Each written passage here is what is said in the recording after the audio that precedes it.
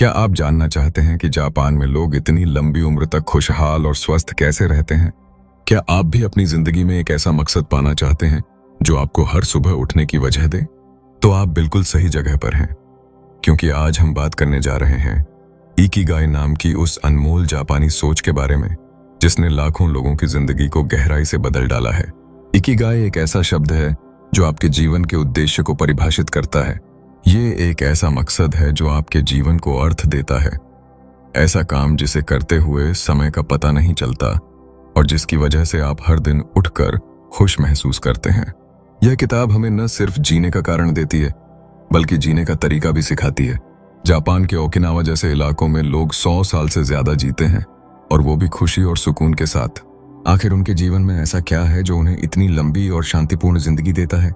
इसका जवाब है इकिगाई।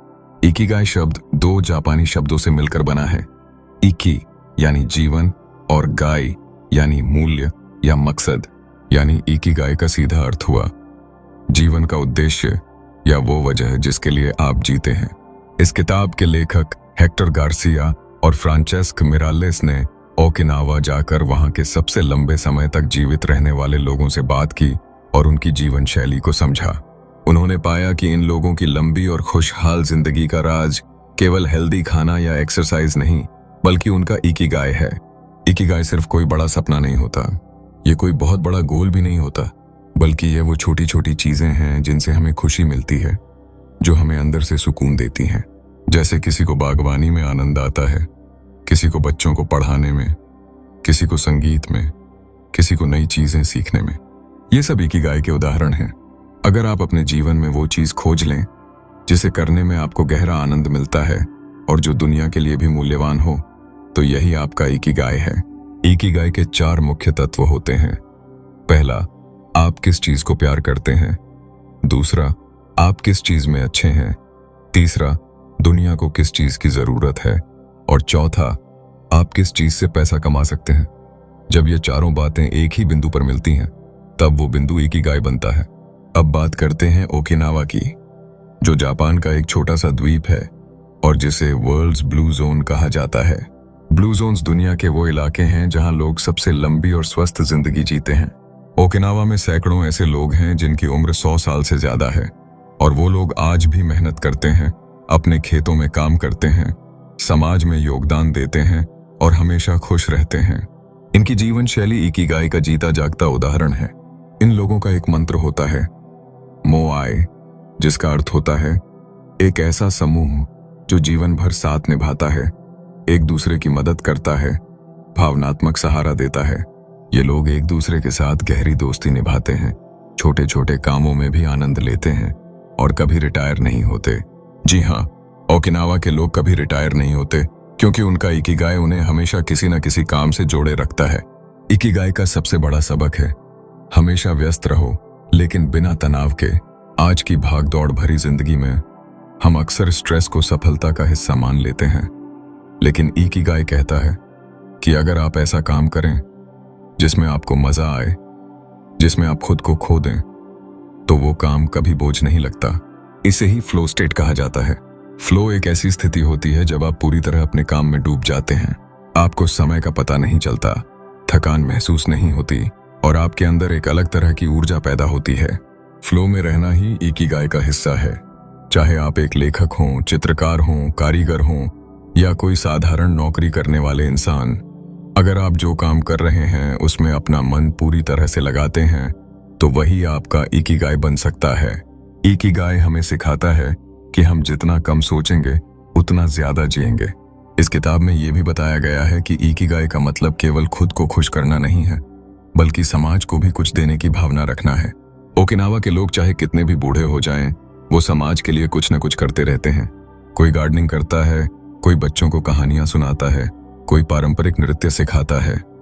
मतलब हर किसी का इकिगाई अलग है, लेकिन सबका मकसद एक है, खुद को और दूसरों को खुश रखना। इस किताब का एक बहुत ही गहरा संदेश है, छोटी छोटी खुशियों को नजरअंदाज मत करो।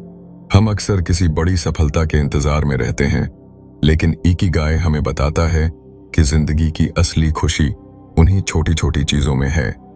जैसे सुबह की चाय, पुराने दोस्त से बात, किसी अनजान की मदद करना या सिर्फ पेड़ की छांव में बैठना। जब हम इन चीजों को महसूस करने लगते हैं तब हमें इकिगाई के करीब पहुंचने का एहसास होता है। इकिगाई हमें यह भी सिखाता है कि रिटायरमेंट एक गलत सोच है। ओकिनावा के लोग कभी रिटायर नहीं होते क्योंकि उनके पास हमेशा कुछ करने का मकसद होता है। जब आप काम से हट जाते हैं लेकिन आपका मन खाली हो जाता है तो आपकी जिंदगी में धीरे धीरे मायूसी आने लगती है। लेकिन जब आप किसी भी उम्र में खुद को उपयोगी समझते हैं, कुछ सीखते रहते हैं, कुछ सिखाते रहते हैं, तो आपका जीवन हमेशा अर्थपूर्ण बना रहता है। इस किताब में एक और बड़ी बात कही गई है, अपना शरीर हिलाते रहो।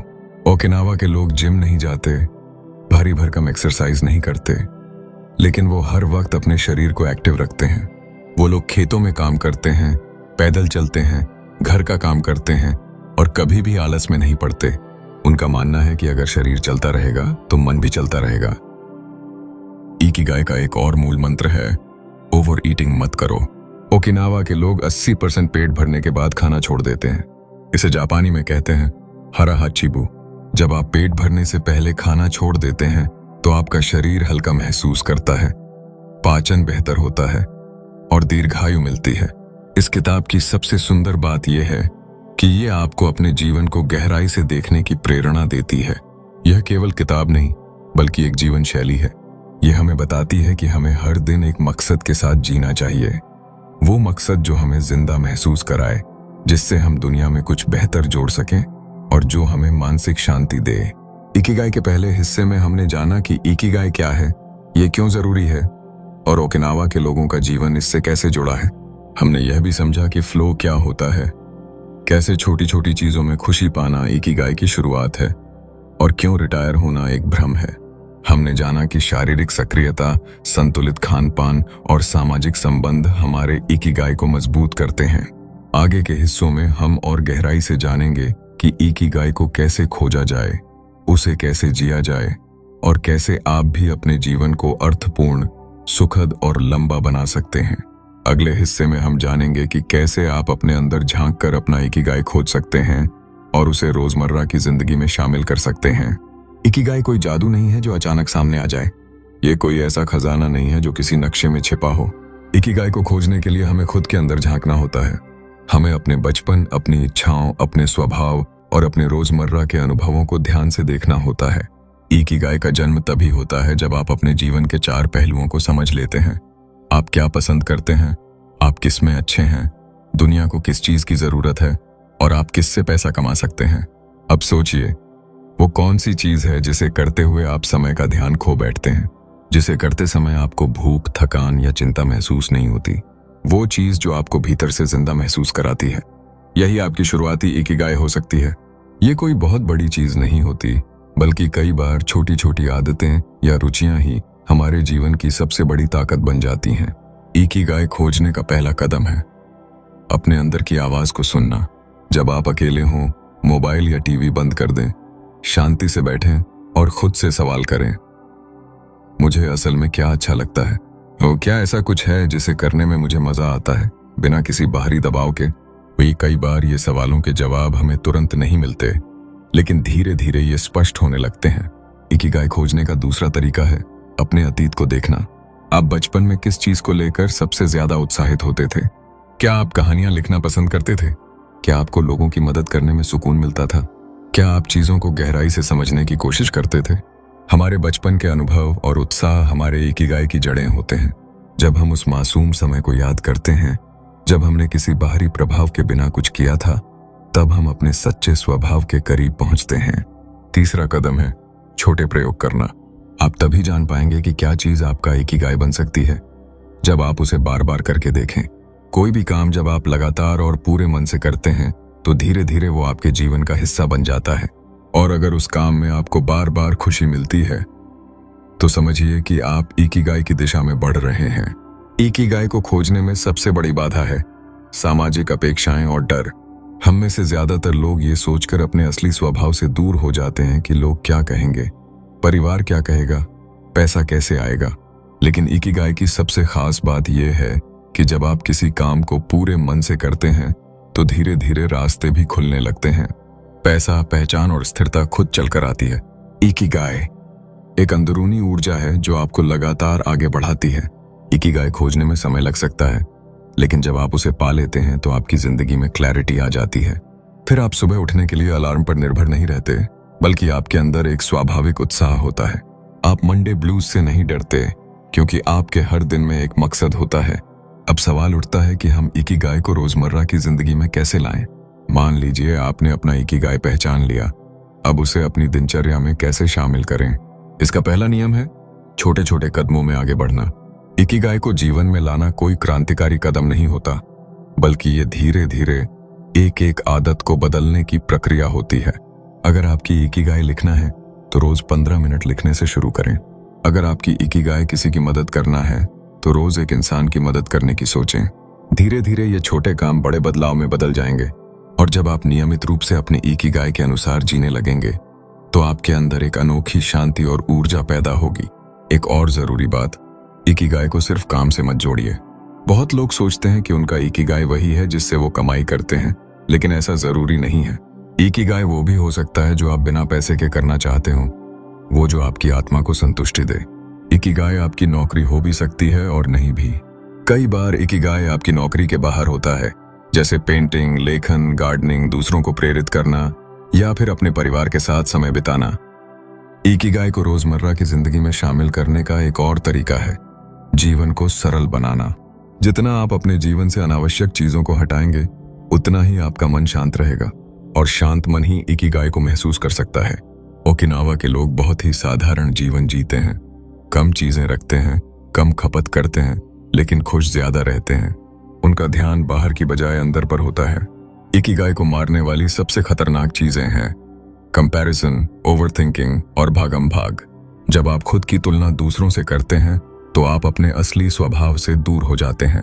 जब आप बहुत ज्यादा सोचते हैं तो आप करने की बजाय सिर्फ सोचते रह जाते हैं, और जब आप बिना रुके भागते रहते हैं तो आप कभी नहीं समझ पाते कि आप जा कहां रहे हैं। इसलिए इकिगाई कहता है, रुकिए, सोचिए और खुद से जुड़िए। इकिगाई को महसूस करने के लिए आपको अपने भीतर शांति लानी होगी। आप ध्यान कर सकते हैं, प्रकृति के करीब जा सकते हैं, अकेले बैठ सकते हैं, बस खुद से जुड़िए। जब आप अपने अंदर उतरते हैं तब आपको वो आवाज सुनाई देती है जो हमेशा वहां थी, लेकिन शोर में दब गई थी। वही आवाज आपका इकिगाई है। इस किताब में एक और शानदार बात बताई गई है, purpose and passion go hand in hand, यानी उद्देश्य और जुनून साथ साथ चलते हैं। जब आप किसी मकसद के लिए जुनून से काम करते हैं तभी आप अपने जीवन को पूरी तरह जी पाते हैं, वरना आप सिर्फ समय काटते हैं। जैसा कि हमने पहले भी जाना, ओकिनावा जापान का वो द्वीप है जिसे पूरी दुनिया ब्लू जोन के नाम से जानती है। ब्लू जोन्स वो जगहें होती हैं जहां लोग न सिर्फ लंबी उम्र तक जीते हैं, बल्कि वो जिंदगी पूरी तरह स्वस्थ, शांत और संतुलित होती है। इस इलाके में रहने वाले लोग 100 साल से ज्यादा जीते हैं, और बढ़ती उम्र के बावजूद वो कभी किसी मानसिक या शारीरिक रोग से परेशान नहीं रहते। इसका कारण सिर्फ जेनेटिक्स नहीं है, बल्कि उनकी सोच, आदतें और इकिगाई आधारित जीवन शैली है। इन लोगों की सबसे बड़ी ताकत है संतुलन। वो हर चीज को एक सीमित मात्रा में करते हैं, ना ज्यादा काम, ना ज्यादा आराम, ना ज्यादा खाना, ना ज्यादा बात। हर चीज में संतुलन बनाए रखना ही उनकी लंबी और सुखी जिंदगी का सबसे गहरा मंत्र है। एक बहुत अहम पहलू है हारा हाचिबू।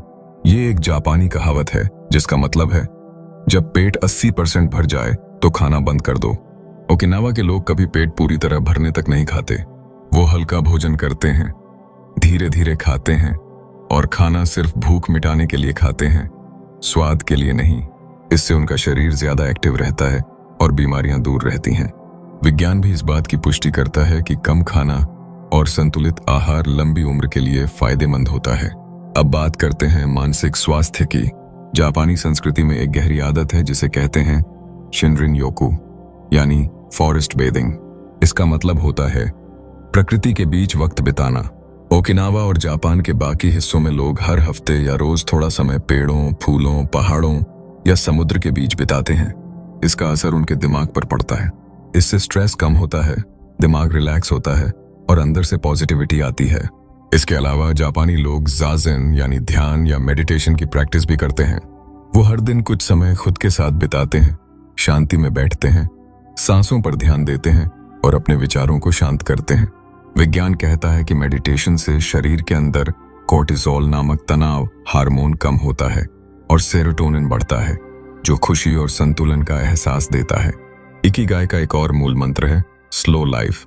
आज की दुनिया में हम सब तेजी से भाग रहे हैं, लेकिन जापानी संस्कृति कहती है कि धीरे चलो, ध्यान से चलो और हर कदम को महसूस करो। चाहे खाना हो, चलना हो, बातचीत करना हो या कोई भी काम, उसे जल्दी में मत करो। जब आप हर काम को धीमे, संपूर्ण ध्यान के साथ करते हैं तो उसमें खुशी मिलती है। यही स्लो लाइफ इकिगाई को बनाए रखने का आधार है। अब बात करते हैं काम की दुनिया में इकिगाई को बनाए रखने की तकनीकों की। जापान में काम करने की संस्कृति को दुनिया भर में अनुशासन और गुणवत्ता के लिए जाना जाता है, लेकिन इसके पीछे का गहरा राज है काइजन, यानी लगातार सुधार। जापानी लोग मानते हैं कि अगर आप रोज थोड़ा थोड़ा सुधार करते रहें तो आप जीवन के हर क्षेत्र में मास्टरी हासिल कर सकते हैं। यही काइजन इकिगाई का हिस्सा है। आप जो भी काम करें उसे बेहतर बनाने की कोशिश करते रहें, लेकिन बिना तनाव और तुलना के। जीरो ओनो नाम के एक जापानी सुशी मास्टर की कहानी इस किताब में दी गई है। वो 90 साल के हैं और टोक्यो के एक छोटे से रेस्तरां में सुशी बनाते हैं। वो हर दिन एक ही काम करते हैं, लेकिन उस काम में वो ऐसा परफेक्शन लाते हैं कि पूरी दुनिया से लोग उनके रेस्तरां में खाना खाने आते हैं।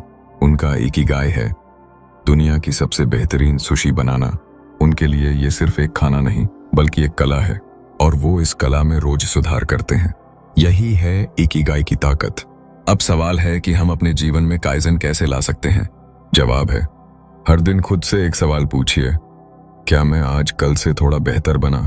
तो अगर हाँ, तो आप सही रास्ते पर हैं।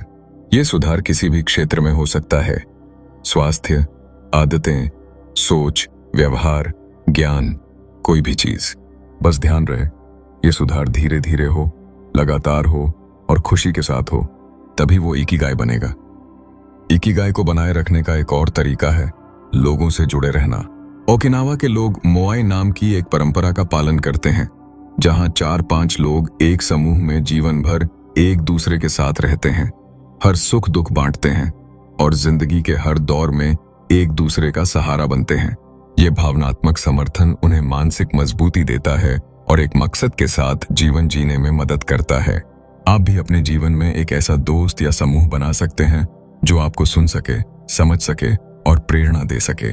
अकेले रहना जरूरी है, लेकिन हमेशा अकेले रहना इकिगाई को कमजोर कर सकता है। इंसान एक सामाजिक प्राणी है और इकिगाई में भी जुड़ाव का बहुत बड़ा स्थान है।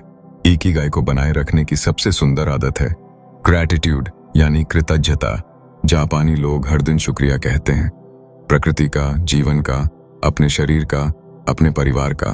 जब आप रोज खुद से ये कहें कि मैं आज भी जिंदा हूं, मेरा शरीर ठीक काम कर रहा है, मेरे पास करने के लिए कुछ है, तो अपने आप में ऊर्जा आ जाती है। कृतज्ञता हमें नकारात्मकता से बाहर निकालती है और इकिगाई को मजबूत करती है। अब हम आते हैं एक और वैज्ञानिक पहलू पर, टेलोमेरेज। ये हमारे डीएनए के आखिरी छोर होते हैं जो हमारी उम्र को निर्धारित करते हैं। रिसर्च बताती है कि जिन लोगों की जिंदगी में उद्देश्य होता है वो लोग तनाव से दूर रहते हैं और उनके टेलोमेरेज धीरे धीरे घटते हैं। मतलब, अगर आपके जीवन में इकिगाई है तो आप सच में लंबे समय तक जी सकते हैं। इस किताब में यह भी बताया गया है कि जो लोग रोजाना किसी मीनिंगफुल काम में लगे रहते हैं वो बुढ़ापे में भी मानसिक रूप से ज्यादा एक्टिव रहते हैं। उन्हें अल्जाइमर या डिप्रेशन जैसी बीमारियां नहीं होती। उनका दिमाग युवा बना रहता है क्योंकि वो हर दिन कुछ नया सीखते हैं, कुछ नया करते हैं और खुद को किसी उद्देश्य से जोड़े रखते हैं। तो इकिगाई सिर्फ एक मनोवैज्ञानिक सोच नहीं है, बल्कि इसका सीधा संबंध हमारे शरीर, दिमाग और भावनाओं से है। जब हम अपने जीवन को अर्थपूर्ण बनाते हैं तब हमारा शरीर बेहतर काम करता है, हमारा दिमाग ज्यादा शांत रहता है और हमारी भावनाएं संतुलित हो जाती हैं। अब तक हम इकिगाई के 3 हिस्सों में समझ चुके हैं कि इकिगाई क्या है, उसे कैसे खोजा जाए और कैसे उसे जिंदगी में लाकर हम मानसिक शांति, लंबी उम्र और संतुलन पा सकते हैं। लेकिन अब सवाल उठता है, क्या इकिगाई को पूरी जिंदगी जिया जा सकता है? क्या हम जीवन के हर पड़ाव पर इसे बनाए रख सकते हैं? और अगर हाँ, तो कैसे? इकिगाई कोई एक बार मिलने वाला जादू नहीं है। ये कोई ऐसा गोल नहीं है जो एक बार पा लिया और फिर वही बना रहा। इकिगाई एक जिंदा अनुभव है जो वक्त के साथ बदल सकता है, इवॉल्व कर सकता है। हो सकता है कि आपका इकिगाई आज कुछ हो और 10 साल बाद कुछ और हो जाए, और ये पूरी तरह स्वाभाविक है, क्योंकि हम जैसे जैसे जीवन में आगे बढ़ते हैं, हमारे अनुभव, प्राथमिकताएं और जिम्मेदारियां बदलती हैं। इसलिए इकिगाई को बनाए रखने का सबसे पहला नियम है लचीलापन। जापान में एक गहरी बात कही जाती है, आपका इकिगाई वही है जो हर सुबह आपको बिना किसी मजबूरी के उठने के लिए प्रेरित करे। लेकिन क्या होगा जब जिंदगी में दुख आए, जब कोई अपना चला जाए, जब शरीर साथ देना बंद कर दे, जब जीवन थम सा जाए? क्या इकिगाई तब भी जिंदा रह सकता है? हाँ, बिल्कुल रह सकता है, बस वो बदल जाता है। इकिगाई को जिंदगी भर बनाए रखने का सबसे पहला तरीका है खुद को बार बार टटोलते रहना। हर कुछ महीनों में खुद से ये सवाल पूछना, क्या मैं अब भी वही काम कर रहा हूं जो मुझे जिंदा महसूस कराता है? क्या मेरे अंदर अभी भी वही उत्साह है? क्या मैं किसी उद्देश्य से जुड़ा हुआ महसूस करता हूं? अगर जवाब हाँ है तो आप रास्ते पर हो, अगर नहीं तो शायद समय है फिर से अपने अंदर झांकने का। इस किताब में बताया गया है कि इकिगाई कभी रिटायर नहीं होता। जब आप 60, 70 या 80 साल के हो जाते हैं, तब भी आपका इकिगाई मौजूद रह सकता है, बस उसका रूप बदल जाता है। एक समय पर आपका इकिगाई हो सकता है पैसा कमाना, परिवार को पालना, कुछ बड़ा बनाना, लेकिन बाद में वो हो सकता है अनुभव बांटना, दूसरों को सिखाना, जीवन की कहानियां सुनाना या बस किसी को मुस्कुराने का कारण बनना। ओकिनावा में एक 102 साल की महिला रोज अपने पोतों को कहानी सुनाती है। वो कहती हैं, अब मैं दुनिया को सिखा नहीं सकती, लेकिन मैं उसे सुलझे हुए दिल से सुन सकती हूँ। यही उनका इकिगाई है। इकिगाई उम्र से नहीं बंधा होता, बस आपको उसकी आवाज पहचाननी होती है हर दौर में। अब बात करते हैं उस डर की जो अक्सर हमें इकिगाई से दूर कर देता है। अगर लोग मुझे जज करें तो, अगर मैं फेल हो गया तो, अगर ये रास्ता सही नहीं निकला तो। लेकिन सच्चाई ये है कि इकिगाई कोई सफल या असफल होने वाला प्रयोग नहीं है। इकिगाई सिर्फ जीने का तरीका है। आप जो भी कर रहे हैं, अगर वो आपके दिल से जुड़ा है, आपको शांत और खुश रखता है, तो आप पहले ही सफल हैं, चाहे दुनिया माने या न माने। इकिगाई का मतलब है जिम्मेदारी से भरा आनंद। इसका मतलब है खुद को बेहतर बनाने की कोशिश, लेकिन दूसरों के लिए भी कुछ छोड़ जाना। इकिगाई सिर्फ खुद को खुश करने का तरीका नहीं है, ये दुनिया को कुछ देने की भावना भी है। जब आप किसी काम से सिर्फ खुद के लिए नहीं, बल्कि दूसरों के भले के लिए भी जुड़े होते हैं, तब वो इकिगाई और गहरा हो जाता है। इसलिए इकिगाई को जिंदगी भर बनाए रखने के लिए जरूरी है कि आप अपने काम में मीनिंग यानी अर्थ बनाए रखें। सिर्फ करने के लिए न करें, बल्कि सोचें कि इससे क्या बदल रहा है, क्या इससे किसी को फर्क पड़ रहा है, क्या ये किसी और की जिंदगी को बेहतर बना रहा है। जब आप इस दिशा में सोचते हैं तो आपका काम सेवा बन जाता है, और सेवा से बड़ा इकिगाई कुछ नहीं होता। इकिगाई को बनाए रखने के लिए एक और गहरा मंत्र है, हर दिन को आखिरी दिन की तरह जीना, लेकिन शांत दिल के साथ। जापान में एक सोच है इचिगो इचिए, जिसका मतलब होता है हर पल एक बार ही आता है, उसे पूरी तरह जियो। तो इसका मतलब है कि हर बातचीत, हर मुलाकात, हर अनुभव को ऐसे जियो जैसे वो दोबारा नहीं आएगा। यही सोच आपको इकिगाई से जोड़ती है। इस किताब में एक और बहुत सुंदर उदाहरण दिया गया है, एक बांस के पेड़ का। बांस जब बीज के रूप में लगाया जाता है तो वो पहले 4 साल तक जमीन के अंदर अपनी जड़ें फैलाता है, बिना कोई ऊपरी विकास दिखाए, लेकिन 5वें साल में वो अचानक कई फीट ऊपर बढ़ जाता है। इकिगाई भी कुछ ऐसा ही है। जब आप उस पर काम करते हैं, उसे खोजते हैं, तो शुरुआत में कुछ नजर नहीं आता, लेकिन जब वो खिलता है तो जिंदगी को एक नया रूप दे देता है। अब सवाल आता है, क्या हम दूसरों का इकिगाई बनने की कोशिश कर सकते हैं? जवाब है हाँ। जब आप किसी की मदद करते हैं, उन्हें उनकी ताकत पहचानने में सहयोग करते हैं, उन्हें मोटिवेट करते हैं, तो आप खुद भी इकिगाई का हिस्सा बन जाते हैं। किसी को रास्ता दिखाना, किसी के दुख में साथ देना, किसी का हाथ थामना, ये सब काम भी इकिगाई हैं। तो अगली बार जब आप किसी परेशान इंसान को देखो तो सोचिए, क्या मैं उसका इकिगाई बनने में मदद कर सकता हूँ? क्या मैं किसी को उसकी आत्मा की आवाज सुनने में मदद कर सकता हूँ? अगर हाँ, तो वो भी आपका इकिगाई बन सकता है। इकिगाई का अंतिम और सबसे गहरा पहलू है लेगेसी यानी विरासत। जब आपकी जिंदगी खत्म हो रही हो तो आप पीछे मुड़कर क्या देखना चाहेंगे? सिर्फ उपलब्धियां या वो रिश्ते जो आपने बनाए, वो मुस्कानें जो आपने दी, वो सीख जो आपने दूसरों को दी?